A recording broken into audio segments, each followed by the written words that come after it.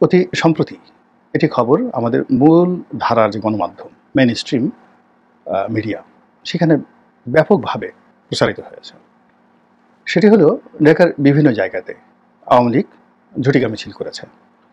তার মধ্যে উত্তরাতে যে ঝটিকা মিছিলটি করেছে সেটা বেশ বড়সড় আকারে হয়েছে, দীর্ঘ সময় ধরে হয়েছে এবং উত্তরাতে এই যে মিটিংটি বা ঝটিকা মিছিলটি আওয়ামী লীগ করবে এটি ওখানকার স্থানীয় নেতৃবৃন্দ জানতো, পুলিশ জানতো, প্রতিপক্ষ জানতো, কিন্তু কেউ কিছু করতে পারেনি।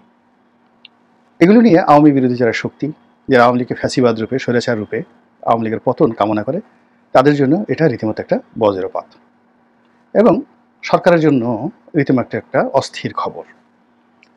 অতীতে যা হয় সেটা হলো সরকার সবসময় তার প্রতিপক্ষকে দমনের জন্য পুলিশকে ব্যবহার করে। তো এক্ষেত্রেও আওয়ামী লীগের মিছিল কেন নামলো এবং সেই মিছিল ভবিষ্যতে যেন নামতে না পারে, এ সকল বিষয় নিয়ে পুলিশ বাহিনীকে রীতিমতো সরকারের পক্ষ থেকে দায়ী করা হচ্ছে। এবং যিনি স্বরাষ্ট্র মন্ত্রণালয়ের দায়িত্বপ্রাপ্ত কর্তা রয়েছেন, এই ভদ্রলোক নিরেট ভদ্রলোক মানুষ, সহজ সরল জীবন, কথাবার্তা একদম অকপটে সব বলে ফেলেন। তিনি পুলিশকে জিজ্ঞাসা করেছেন বা পুলিশকে দায়ী করেছেন যে কেন এইভাবে একটা আওয়ামী লীগ মিছিল করতে পারলো। দ্বিতীয়ত তিনি নির্দেশনা দিয়েছেন যে আগামীতে যেন আওয়ামী লীগ কোনো অবস্থাতে এই ধরনের মিছিল করতে না পারে। তো প্রথমত আওয়ামী লীগের মিটিং করা, আর দ্বিতীয়ত স্বরাষ্ট্র উপদেষ্টার এই ধরনের বক্তব্য, এটি নিয়ে মূল ধারার গণমাধ্যমে ব্যাপক আলোচনা চলছে। তার সঙ্গে সঙ্গে সামাজিকে যারা মাধ্যমে কথা বলেন, কন্টেন্ট ক্রিয়েট করেন, তারাও কিন্তু তাদের মূল্যবান বক্তব্য তুলে ধরছেন। তাদের বক্তব্যটা হলো যে আওয়ামী লীগ তো এখন পর্যন্ত নিষিদ্ধ হয়নি, তো আওয়ামী লীগ নিষিদ্ধ হয়নি, কাজেই তাদেরকে মিছিল করতে দেওয়া হবে না। এটা কেন স্বরাষ্ট্র উপদেষ্টা বললেন? এটা তো তার এখতিয়ার নেই, পুলিশ তো এই কাজ করতে পারে না। এক। দুই নম্বর হলো যে পুলিশকে এই কথা বলে তিনি তো সেই আগের যে ফ্যাসিবাদী ব্যবস্থা, জামাতকে দমন করার জন্য আওয়ামী লীগ যে কাজ করেছে, বিএনপিকে দমন করার জন্য আওয়ামী লীগ যে কাজ করেছে, ঠিক সেম কাজটি করলেন। তো তিনি এই পুরো পরিস্থিতি কেন রাজনৈতিকভাবে মোকাবেলা করলেন না? তাকে নিষিদ্ধ করেন অথবা কাউন্টার মিছিল করেন আপনার লোকজনকে দিয়ে, বিএনপিকে দিয়ে, বৈষম্য বিরোধী ছাত্রদেরকে দিয়ে। কেন তারা সেই কাজগুলো করতে পারছে না? এইগুলো নিয়ে চুলচেরা বিচার হচ্ছে, বিশ্লেষণ হচ্ছে। এখন আওয়ামী লীগের মিছিল দমন করার জন্য পুলিশ দায়িত্ববান হবেন কিনা, পুলিশ মুভ করবে কিনা, এগুলো নিয়ে নানা রকম গুজব ছড়িয়ে পড়েছে। সত্য এবং মিথ্যা আমি বলতে পারবো না, কিন্তু সামাজিক মাধ্যমে নানা রকম পোস্টার এবং ব্যানার লক্ষ্য করা যাচ্ছে। তো সেখানে বর্তমান যে আইজি সাহেব যেটি হয়েছে, সেই আইজি সাহেবকে বলা হচ্ছে, ইনি মিস্টার বাহার, পুলিশের মহাপরিদর্শক, তার ছবি দিয়ে একটা বক্তব্য বলা হচ্ছে যে পুলিশ হত্যা এবং থানা লুটের যে ঘটনা, এই বিষয়গুলোর সুরাহা না হলে বা এই সংক্রান্ত মামলা না হলে পুলিশকে আওয়ামী বিরোধী যে মিছিল বন্ধ করার কাজে উৎসাহিত করা যাবে না। তো এই কথা তিনি, তার ছবি ব্যবহার করা হয়েছে, কিন্তু বলা হচ্ছে যে মেট্রোপলিটন পুলিশ কমিশনার বলেছেন। ধরে নিলাম যে পুলিশ এই ধরনের কোনো কথা বলেনি, কিন্তু এটা সামাজিক মাধ্যমে প্রচার করা হচ্ছে। এখন সামাজিক মাধ্যমে এই যে প্রচার করা হচ্ছে, এটা কিন্তু ভীষণ রকম যাকে বলা হয় আলোচিত হচ্ছে। এটা নিয়ে আতঙ্ক ছড়িয়ে পড়েছে, এটা নিয়ে বিতর্ক হচ্ছে। অর্থাৎ বাংলাদেশে যে প্রায় ২৫০০ পুলিশ হত্যাকাণ্ডের শিকার হয়েছেন আগস্ট মাসের ৫ তারিখের আগে পরে, এটার একটা হত্যা মামলা কেন হবে না? কেন এই হত্যায় যারা জড়িত তাদের বিচার হবে না? কেন? থানাগুলো যে লুট হয়েছে, অনেক থানায় হাজার হাজার অস্ত্র, এর মধ্যে অনেকে থানায় অস্ত্র জমা রেখেছে। আমার নিজের কথা বলি, আমার অস্ত্রটাও থানায় জমা ছিল। তো আমার যে থানায় অস্ত্র জমা ছিল, আমি যখন আনতে গেলাম এই কয়েকদিন আগে, তখন ওসি সাহেব বললেন যে স্যার, আপনার সৌভাগ্য, আমাদেরও সৌভাগ্য, অনেক থানায় অনেক অস্ত্র লুট হয়েছে, অনেক প্রাইভেট অস্ত্র লুট হয়ে গেছে, কিন্তু ভাগ্য ভালো আমাদের থানায় এই কাজটা হয়নি। এই জন্যই যে আপনাকে অস্ত্রটা ফেরত দিতে পারলাম, এজন্য কৃতজ্ঞ। এখন এই যে থানার যে ভারী অস্ত্র, তারপর বিভিন্ন ব্যক্তিগত অস্ত্র, এগুলো যে লুট হলো, থানা পুড়িয়ে দেওয়া হলো, থানার যানবাহন পুড়িয়ে দেওয়া হলো, এই মামলাগুলো কেন হবে না? এটা নিয়ে বিভিন্ন মহল থেকে দাবি উঠছে এবং এই দাবির সঙ্গে সঙ্গে পুলিশকে যত বেশি আপনি অ্যাক্টিভ করবেন, যত বেশি শক্তিশালী হবে, এই দাবি পুলিশের পক্ষ থেকে ১ নম্বর দাবি হিসেবে করা হবে। এবং পুলিশ এখন যে অবস্থাতে, গত সেই ৩ মাসের মধ্যে তারা যেভাবে নিজেদেরকে গ্রুমিং করে ফেলেছে, অনেকটা আত্মবিশ্বাস ফিরে পেয়েছে। এভাবে যদি চলতে থাকে আগামী ৩-৪ মাসের মধ্যে এই থানা লুটের বিষয়ে, অস্ত্র লুটের বিষয় এবং পুলিশ হত্যার বিষয়ে অবশ্যই মামলা করার জন্য পুলিশ সর্বশক্তি নিয়োগ করবে। আপনি বোঝার চেষ্টা করুন যে সেই বিডিআর পিলখানা হত্যাকাণ্ড হয়েছে ২০০৯ সালে। সেটি কত মানুষের শাস্তি হলো, কত মানুষ চাকরি হারালো, বিডিআরের নামটি চলে গেল, কিন্তু ওই যে অসন্তোষ রয়ে গেছে, এখন আবার নতুন করে কমিশন হয়েছে। ওই যে ৭১-এর রাজাকার আলবদর আর শামস যে হত্যাকাণ্ডগুলো ঘটিয়েছে, দেখেন সেই যুদ্ধাপরাধের বিচার হয়েছে। আবার এখন যে বিচারের জন্য এই যুদ্ধাপরাধ ট্রাইব্যুনাল গঠন করা হয়েছিল, আইসিটি, ইন্টারন্যাশনাল ওয়ার ক্রাইম যে ট্রাইব্যুনাল, তো সেই ট্রাইব্যুনালে এখন আবার আওয়ামী লীগ নেতাদের বিচার হচ্ছে।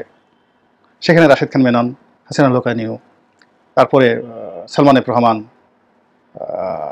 তারপরে আইনমন্ত্রী আনিসুল হক, সাবেক আইনমন্ত্রী, এরপর সাবেক খাদ্যমন্ত্রী কামরুল ইসলাম সহ সব নেতাদেরকে সেখানে পিঠ মোড়া করে বেঁধে প্রথমে সেখানে তাদেরকে খুব জামায়াতে আনা হতো, আর এখন তাদের সেই সম্পর্কে নেতিবাচক কথাবার্তা হচ্ছে যে তারা কোর্টে এসে ভাব দেখান, হাসেন, হাত নাড়েন, তারপর সে বিভিন্ন মন্তব্য করেন, দেখা হবে, আবার যুদ্ধ করব, বেঁচে থাকতে হবে লড়াই করে, ভালো আছি, দোয়া করো। তো এই যে হাত নাড়ানোর কারণে তাদের দেখা গেল যে প্রথমে তাদেরকে হাত করা পড়ানো হলো সামনে, এবং এতেও তাদের লজ্জা হয়নি, তারা সেই হাত নাড়াচাড়ি করতো হাত করা পড়া অবস্থায়। এখন দেখলাম যে এদেরকে পিঠমোড়া করে বেঁধে পিছনে হ্যান্ডকাপ পরিয়ে, তারপর হেলমেট, পুরো হেলমেট মাথায় দিয়ে এমনভাবে আনা হচ্ছে যে তারা মাথা উঁচু করতে পারছেন না, তাদের যে ৩২টা দাঁত বের করে যেটা ভেস্কি দিবেন ওই অবস্থা এখনও তাদের কারো নেই। বরং কয়েকদিন আগে সাবেক যে খাদ্যমন্ত্রী বা সাবেক আইনমন্ত্রী কামরুল ইসলাম ঢাকা কোর্টে গিয়ে একটা বেশ লাটগিরি দেখিয়েছিলেন। তিনি হেঁটে উঠতে পারবেন না, গালাগালি করেছেন, ফাজলামও পেয়েছো, মস্কারা পেয়েছো, লিফট চালু নাই কেন। তো এই যে তার চেয়ে বয়স্ক মানুষ ডক্টর মোহাম্মদ ইউনূসকে যখন এভাবে উঠানো হতো তখন তো তিনি এই ধরনের কথা বলেননি। তো এই যে তার কারণে কি হলো, এখন দেখা গেল যে তাকে এই কোর্টে উঠানোর আগে এখন পিঠমোড়া করে বেঁধে তারপরে তাকে হ্যান্ডকাপ পরিয়ে উঠানো হচ্ছে, এবং এই হ্যান্ডকাপ পরানোর সময় তিনি বলছেন যে আস্তে করে আমি খুব ব্যথা পাচ্ছি, এই যে কণ্ঠটা যে তার নরম হয়ে যাচ্ছে। তো তদ্রূপ মানে পুলিশ এমন একটা সংগঠন, এটা বাংলাদেশের সবচেয়ে প্রাচীনতম সংগঠন, পাক ভারত উপমহাদেশের সবচেয়ে বনেদি এবং সবচেয়ে প্রাচীনতম সংগঠন। এটার যে রুলস অফ বিজনেস এটি আমাদের সেনাবাহিনীর থেকে বেটার। এদের যে ট্রেনিং, এদের যে রেকর্ড, আপনি কি দেখেন আর্মি মিউজিয়ামে, সেনাবাহিনীর মিউজিয়ামে তাদের যে রেকর্ড রয়েছে তার চেয়ে পুলিশের যে রেকর্ড অনেক স্ট্রং, অনেক স্ট্রং।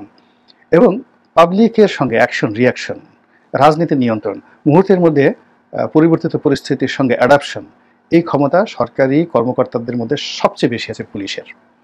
তো সেই পুলিশের ২৫০০ সদস্যর হত্যাকাণ্ড, ২.২ লাখ পুলিশ, আপনার কি মনে হয় লেমন জুস খাবে, ফিডার খাবে, বা মুখে সেই চুষনি দিয়ে তারা চুচু করবে না।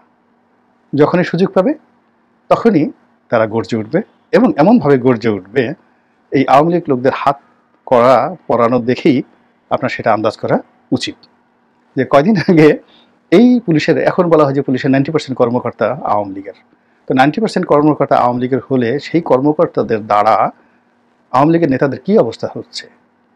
তা এখন যারা আছেন তারা অনেকে হয়তো বিএনপির হয়ে গেছেন, অনেকে জামাতের হয়ে গেছেন, অনেকে হয়তো সেই ডক্টর মোহাম্মদ ইউনূসের দলের লোকজন হয়ে গেছেন, কিন্তু পরিবর্তিত পরিস্থিতিতে তাদের চোখ উল্টাতে বা কারো হাতে হাত করা পরাতে কিংবা পিঠমোড়া করে বাঁধতে তাদের 1 মিনিটও দেরি লাগবে না, এবং এটা হবেই।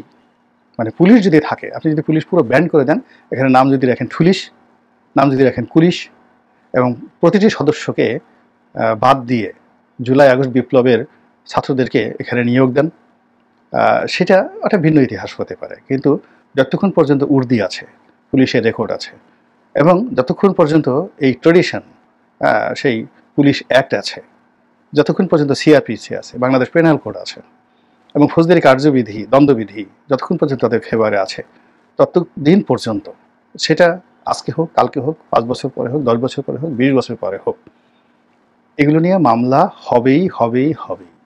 আচ্ছা, এখন চিন্তা করেন, মামলা যদি হয় তাহলে কি এগুলো কি সজীব ওয়াজিদ জয়ের বিরুদ্ধে হবে, জাহাঙ্গীর কবির নানকের বিরুদ্ধে হবে, শেখ হাসিনা থানা পুড়িয়েছেন, থানা লুট করেছেন, তার বিরুদ্ধে হবে? নাকি সাবেক স্বরাষ্ট্রমন্ত্রী আসাদুজ্জামান খান কামাল বিএনপিকে ম্যানিপুলেট করার জন্য, বৈষম্য বিরোধীদেরকে দায়ী করার জন্য নিজ হাতে নিজ হুকুমে তিনি থানা পুড়িয়েছেন, এভাবে মামলা হবে? নাকি ইতিমধ্যে যে সকল তথ্য সংগ্রহ করা হয়েছে, উপাত্ত সংগ্রহ করা হয়েছে, যে সকল বক্তব্য রেকর্ড করা হয়েছে, যে সকল ব্যক্তিদেরকে অ্যাসার্টেন করা হয়েছে এবং যে সকল কথাবার্তা আকাশে বাতাসে উড়ে বেড়ায়, তাদের উপর ভিত্তি করে যদি আগামীতে এই মামলাসমূহ পরিচালিত হয়, তাহলে কি হবে?